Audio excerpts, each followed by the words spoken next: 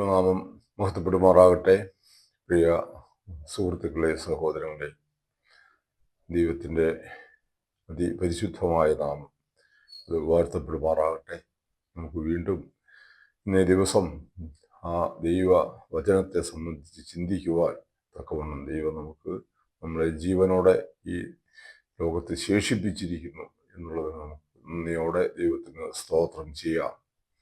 എത്രയോ പേർ ഇതിനോടകം ഈ ലോകത്തിൽ നിന്നും യാത്ര പറഞ്ഞു കഴിഞ്ഞിരിക്കുന്നു. എന്നാൽ നമുക്ക് നൽകുന്ന ഓരോ നിമിഷവും ഓരോ ദിവസവും അത് ദൈവനാമ മഹത്വത്തിനായി ജീവിക്കുവാൻ തക്കവണ്ണം ദൈവം നമ്മെ ഓരോരുത്തരെയും ശക്തിപ്പെടുത്തട്ടെ എന്ന് ഞാൻ ആത്മാർത്ഥമായി പ്രാർത്ഥിക്കുകയാണ്. ദൈവത്തെ കൂടാതെയുള്ള ജീവിതം അതൊരിക്കലും അർത്ഥവത്തായി തീരുകയില്ല. അത് ധന്യമായി തീരണമെങ്കിൽ നമ്മുടെ ഈ ദൈവം നമുക്ക് ദാനമായി നൽകിയ ഈ ആയുസ് അത് ധന്യമായി തീരണമെങ്കിൽ ആ ജീവദാതാവിനോടുള്ള ബന്ധം, അവനോടുള്ള സ്നേഹം, അവൻ്റെ വചനങ്ങൾ പാലിക്കുവാനുള്ള നമ്മുടെ ഹൃദയ വിശാലത, ഈ ലോകത്തിൽ പല വിധത്തിലുള്ള പ്രതിസന്ധികളുണ്ടാകും. അവിടെയെല്ലാം നമുക്ക് ധൈര്യത്തോടെ മുൻപോട്ട് പോകുവാൻ തക്കവണ്ണം നമ്മെ സഹായിക്കുന്നത് ഈ ദൈവത്തിൻ്റെ വചനമാണ്. നമുക്കറിയാം, എത്രയോ പേർ ആത്മഹത്യ ചെയ്യുന്നു ചെറിയ ചെറിയ കാര്യങ്ങൾക്ക് വേണ്ടി.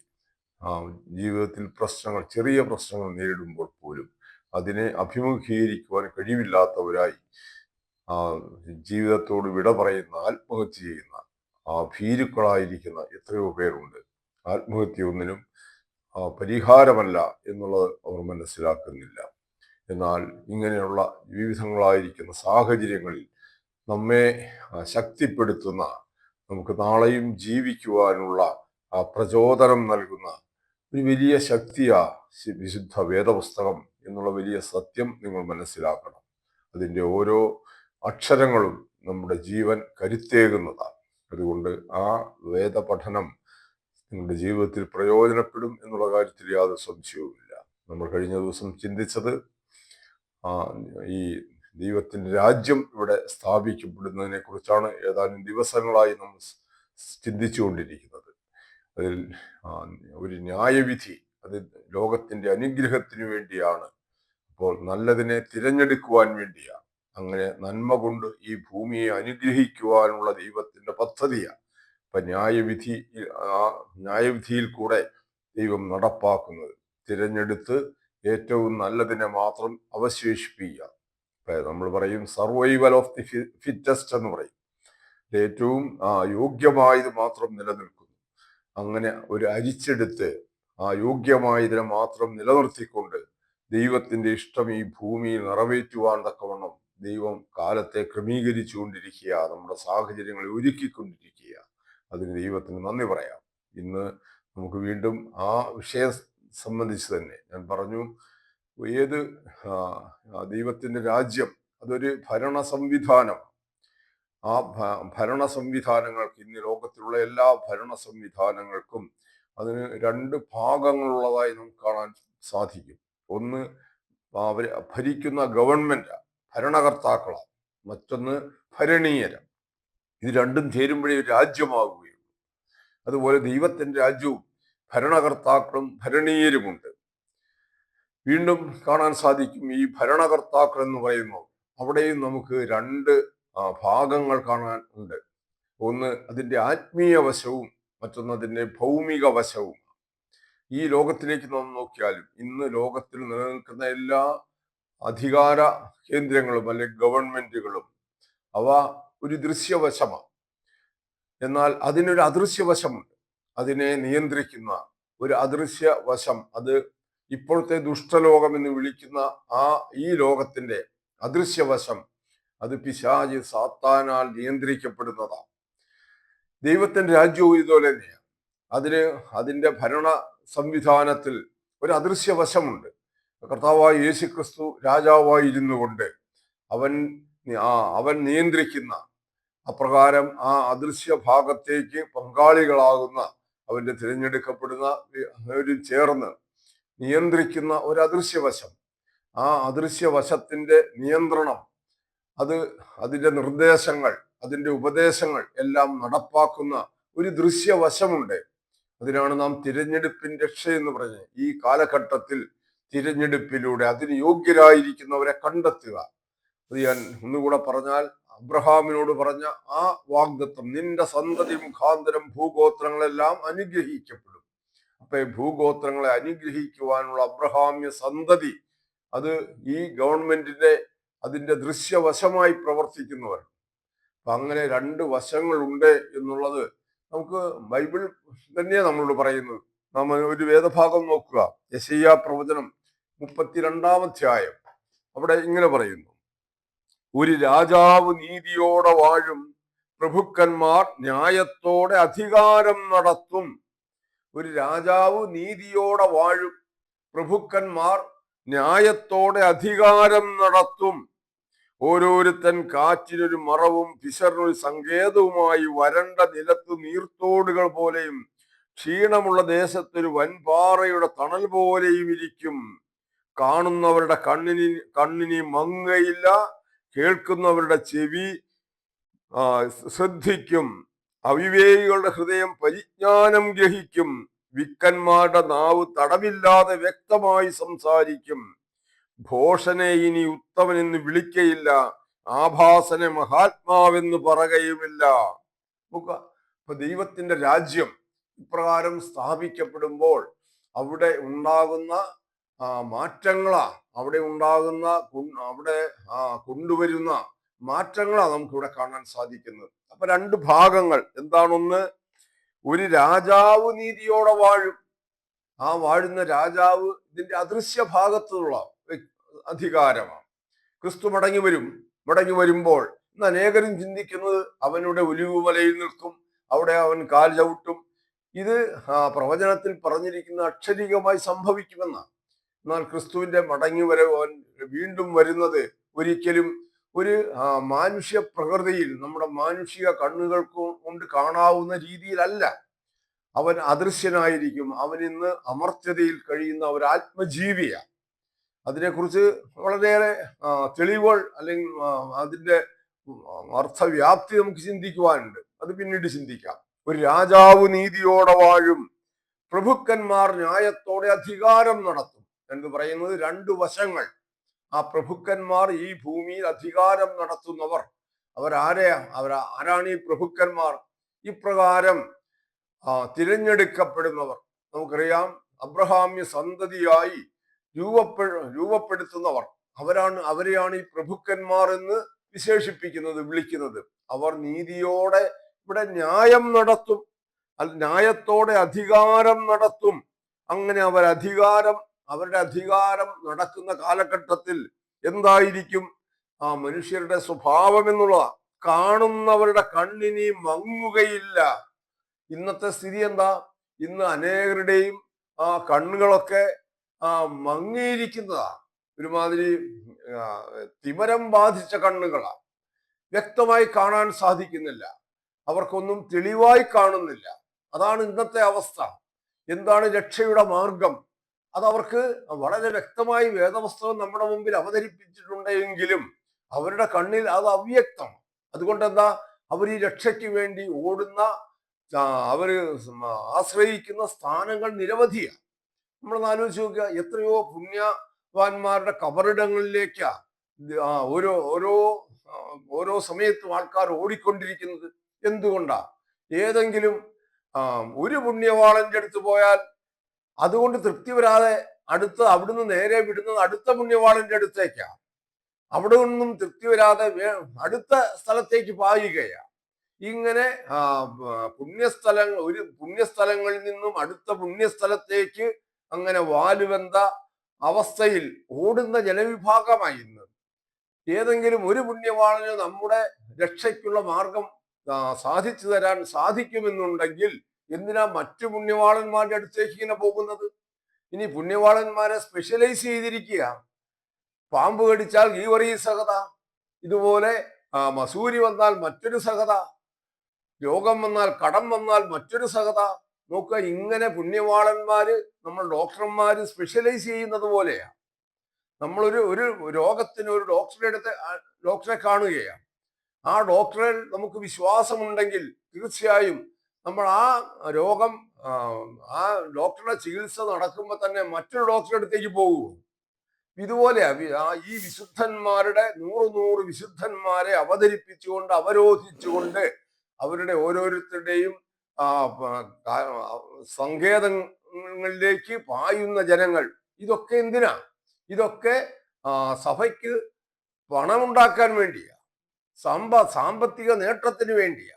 നമുക്കറിയാം ഭണ്ണാരങ്ങൾ. ഇപ്പൊ ഭണ്ണാരങ്ങളുടെ സ്വഭാവം മാറി.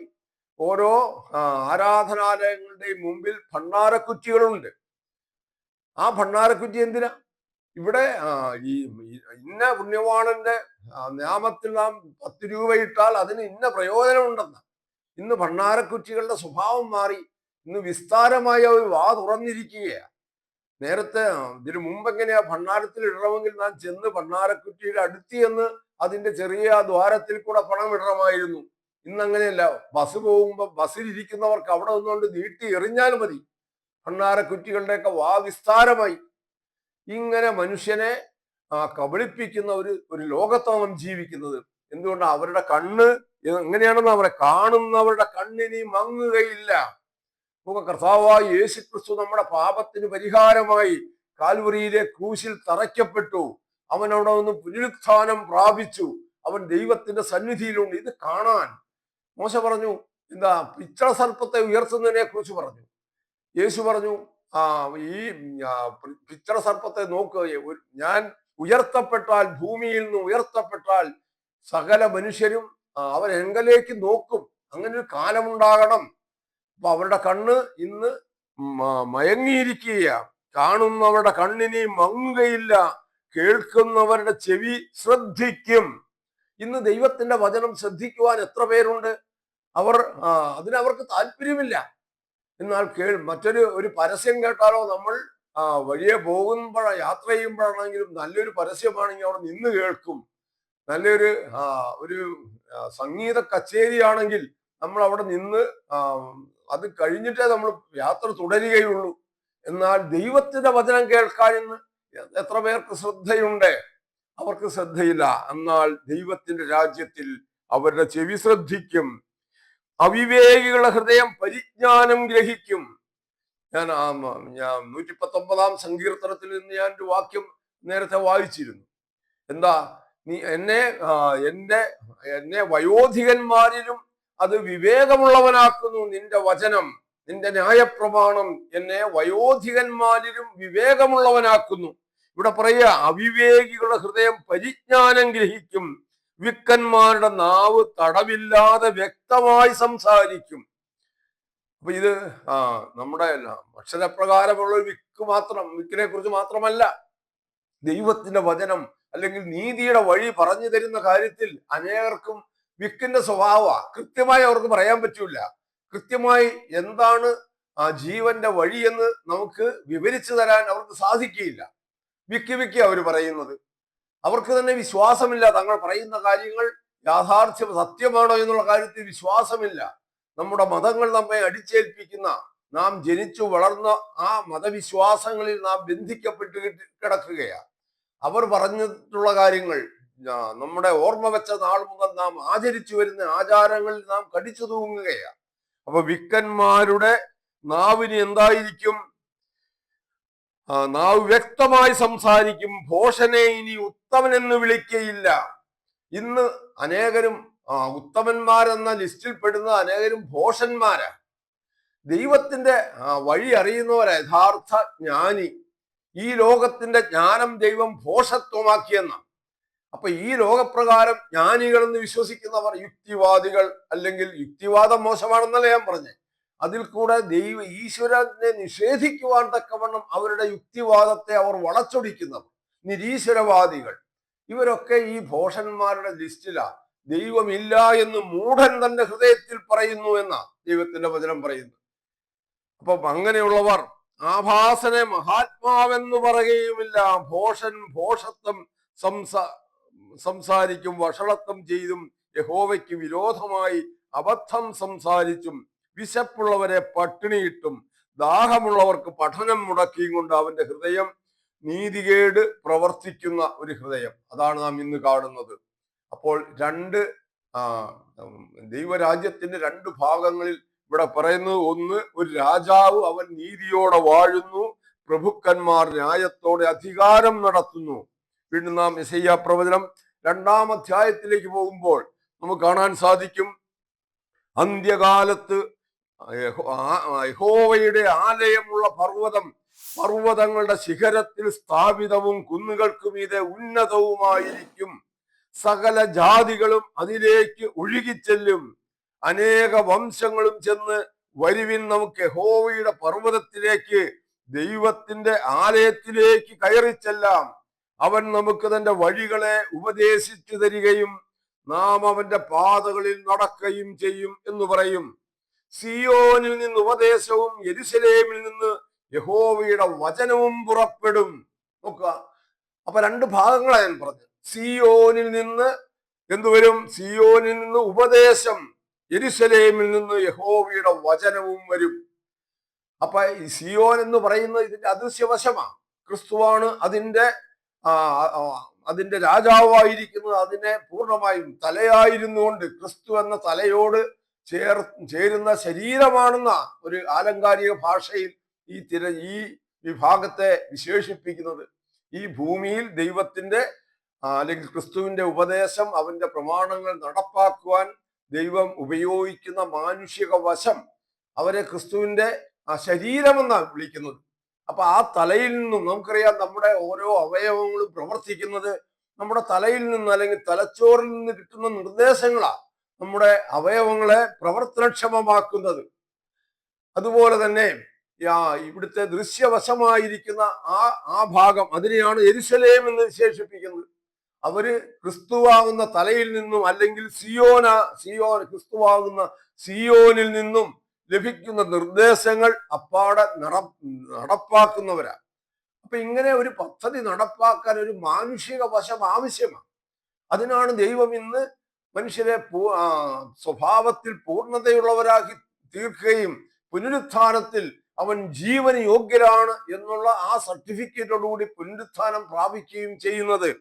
അപ്പൊ എന്ത് ചെയ്യും? അന്ത്യകാലത്ത് യഹോവയുടെ ആലയമുള്ള പർവ്വതങ്ങളുടെ ശിഖരത്തിൽ സ്ഥാപിതമായിരിക്കും എന്ന് പറഞ്ഞാൽ എല്ലാ അധികാരങ്ങളെയും, പർവ്വതം എന്ന് പറയുന്ന അധികാരത്തെ കാണിക്കുന്ന, ഗവൺമെന്റുകളെ കാണിക്കുന്ന എല്ലാ ഗവൺമെന്റുകളെയും തകർത്തുകൊണ്ട് അതിനെയൊക്കെ കീഴടക്കിക്കൊണ്ട് എന്ത് ചെയ്യും? അത് പർവ്വതങ്ങളുടെ ശിഖരത്തിൽ സ്ഥാപിതമായി ഏറ്റവും ഉന്നതമായിരിക്കും. കുന്നുകൾക്ക് മീതെ ഉന്നതമാണ്.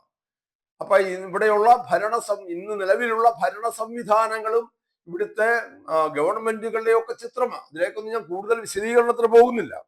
സകല ജാതികളും അതിലേക്ക് ഒഴുകിച്ചെല്ലും. നോക്കുക, ഇതാണ് പറഞ്ഞത്. ഇന്ന് ക്രിസ്തുവിന്റെ മടങ്ങിവരവെന്ന് പറയുന്നത് സകല ജാതികൾക്കും ജീവനിലെത്താനുള്ള അവസരം ഒരുക്കുന്നതാണ്.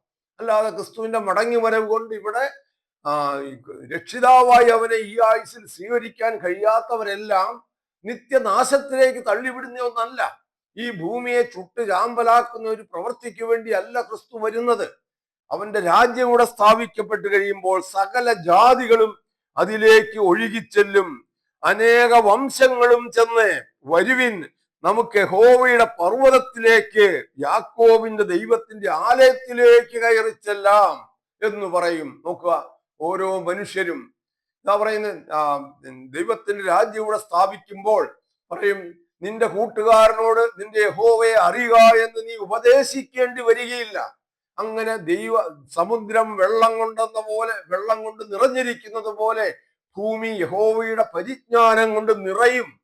അങ്ങനെ ഒരു കാലത്തേക്ക് നാം സമീപിച്ചു കൊണ്ടിരിക്കുക. ലോകത്തിലെ സംഭവങ്ങൾ അതാണ് നമ്മോട് വിളിച്ചു പറയുന്നത്.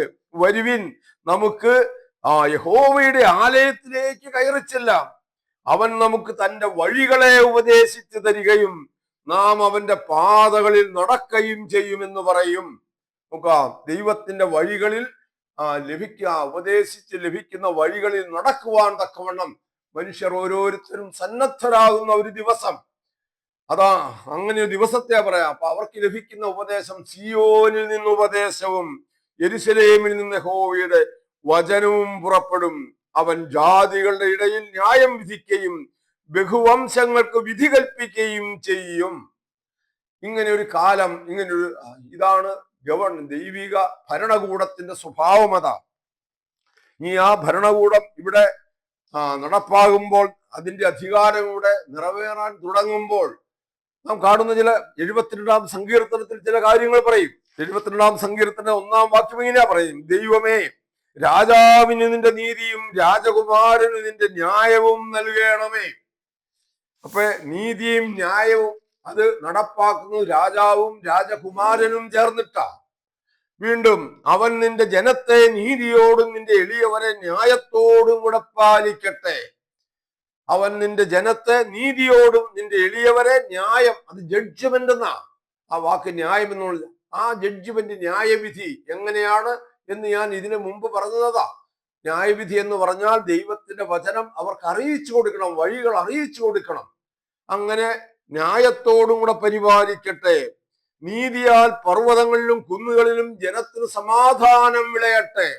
ഇന്ന് നാം നോക്കുക, നമുക്ക് ഈ ലോകത്ത് സമാധാനമുണ്ടോ? യുദ്ധ ഭീഷണിയാണ് ഓരോ ദിവസവും നാം ഉണർന്നെഴുന്നേൽക്കുന്നത് ഈ യുദ്ധഭീഷണികളുടെ, കലാപങ്ങളുടെ, ആഭ്യന്തര കലാപങ്ങളുടെ ഒക്കെ വാർത്ത കേട്ടുകൊണ്ടാണ് നാം ഉണരുന്നത്. നമുക്ക് ചുറ്റും എത്രയോ അനർത്ഥമായിരിക്കുന്ന സംഭവങ്ങളാണ് നടക്കുന്നത്. ഇവിടെ ഭൂമി കുലുക്കം, ഭൂകമ്പം, അതുപോലെ തന്നെ പ്രകൃതിക്ഷോഭങ്ങൾ, കൊടുങ്കാറ്റുകൾ, വൻമാരികൾ, ഓരോരോ ചുഴലികൾ, വിവിധ പേരുകളിലിട്ട് ഓരോരോ ചുഴലിക്കാറ്റുകൾ, ഇങ്ങനെയുള്ള ലോകത്തിൽ മനുഷ്യന്റെ സമാധാനം അപ്പാടെ കെടുത്തുന്ന സംഭവ വികാസങ്ങളുടെ മധ്യത്തിലാണ് നാം ജീവിക്കുന്നത്. ഉണർന്നു വരുമ്പോൾ നാളെ എന്തായിരിക്കുമെന്നുള്ള ആകാംക്ഷയോടുകൂടിയാണ് നാം ഉറങ്ങാൻ കിടക്കുന്നത്. അങ്ങനെ ഉറങ്ങാൻ കിടക്കുന്ന നാം ഉണരുമോ എന്നുള്ള കാര്യത്തിൽ നമുക്ക് ഉറപ്പില്ല. എന്നാൽ നീതിയാൽ പർവ്വതങ്ങളിലും കുന്നുകളിലും ജനത്തിന് സമാധാനം വിളയട്ടെ. ജനത്തിൽ എളിയവർക്കവൻ ന്യായം പാലിച്ചു കൊടുക്കട്ടെ. ദരിദ്ര ജനത്തെ അവൻ രക്ഷിക്കുകയും പീഡിപ്പിക്കുന്നവനെ തകർത്ത് കളയുകയും ചെയ്യും. ഇന്ന് നമ്മെ പീഡിപ്പിക്കുന്ന ഏറ്റവും വലിയ പീഡകൻ പിശാച. ഈ പിശാചിനെ അവൻ ബന്ധിക്കുമെന്നാണ് വെളിപാട് പുസ്തകം പറയുന്നത്. 1000 ആണ്ടേക്ക് സാത്താൻ ബന്ധിക്കപ്പെടും. അപ്പൊ പീഡിപ്പിക്കുന്നവൻ തകർത്ത് കളയും. ഇത് ഇസ്രായേൽ ജനത്തിന് ഒരു പീഡകൻ ഉണ്ടായിരുന്നു, ഫറവോ എന്ന് പറയുന്ന പീഡകൻ. ആ പീഡകന്റെ പീഡനത്തിൽ നിന്നും, അടിമത്വത്തിൽ നിന്നും ഇസ്രായേൽ ജനത്തെ അത്ഭുതകരമായി വിടുവിച്ച ദൈവം, അത് ഒരു നിഴൽ ചിത്രമാണ്. ഈ സകല മാനവരാശിയെയും പിശാചെന്ന ആ വലിയ ഫറവോന്റെ ആധിപത്യത്തിൽ നിന്നും അവൻ വിടുവിക്കുന്നതിന്റെ ഒരു നിഴലാ നമുക്ക് അവിടെ കാണാൻ സാധിക്കുന്നത്. സൂര്യചന്ദ്രന്മാരുള്ള കാലത്തോളവും അവർ തലമുറയായി നിന്നെ ഭയപ്പെടട്ടെ. അരിഞ്ഞ പുൽപ്പുറത്തു പെയ്യുന്ന മഴ പോലെയും ഭൂമിയെ നനയ്ക്കുന്ന വൻമഴ പോലെയും അവൻ ഇറങ്ങി വരട്ടെ. നോക്കെ, ക്രിസ്തുവിന്റെ മടങ്ങി വരവിങ്കൽ ഒരു മഴയായി അവൻ നമുക്ക് വരണ്ട ഭൂമിയിൽ പെയ്യുന്ന മഴ പോലെ, അതെത്രയോ വൃക്ഷങ്ങൾക്ക്, മനുഷ്യർക്ക് ഒക്കെ ആശ്വാസകരമാണ്. അങ്ങനെ മനുഷ്യർക്ക് ആശ്വാസദായകമായ ഒന്നായിരിക്കും ക്രിസ്തുവിന്റെ സാന്നിധ്യം. അരിഞ്ഞ പുൽപ്പുറത്ത് പെയ്യുന്ന മഴ പോലെയും ഭൂമിയെ നനയ്ക്കുന്ന വൻമഴ പോലെയും. അത് സത്യത്തിന്റെ 2 സ്വഭാവങ്ങളാണ്. ലളിതമായിരിക്കുന്ന, അടിസ്ഥാനപരമായിരിക്കുന്ന സത്യങ്ങൾ അത് ജനത്തെ അറിയിക്കും. അതിനുശേഷം കുറച്ചുകൂടെ ഗഹനമായിരിക്കുന്ന സത്യങ്ങൾ, വൻമഴ കാണിക്കുന്നത് ഗഹനമായിരിക്കുന്ന സത്യങ്ങളെയാണ്. ചാറ്റൽ മഴ കാണിക്കുന്നത് ലളിതമായിരിക്കുന്ന അടിസ്ഥാന സത്യങ്ങളെ. അപ്പൊ രക്ഷയ്ക്ക്, ജീവന് വേണ്ട അടിസ്ഥാന സത്യങ്ങൾ, നിയമങ്ങൾ, നാം പാലിക്കേണ്ട അടിസ്ഥാന പ്രമാണങ്ങൾ എന്താണ് എന്നുള്ളതാ ആ കാലത്ത് അറിയിക്കുന്നത്.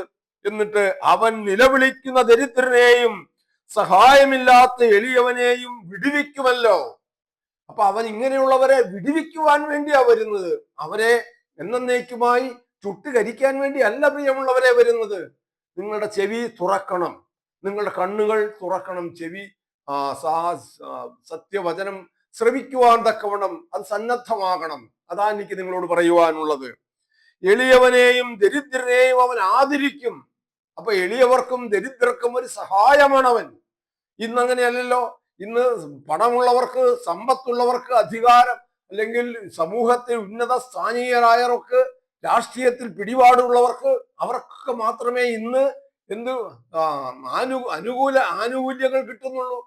ഒരു ദരിദ്രൻ, ഒരു സമ്പത്തില്ലാത്തവൻ, ഒരു പാമരൻ, ഇവനൊക്കെ ഇന്ന് നമ്മുടെ സമൂഹത്തിൽ നീതിയും ന്യായവും നേടിയെടുക്കുവാൻ വേണ്ടി സമരം ചെയ്യേണ്ട കാലത്താണ് നാം ജീവിക്കുന്നത്.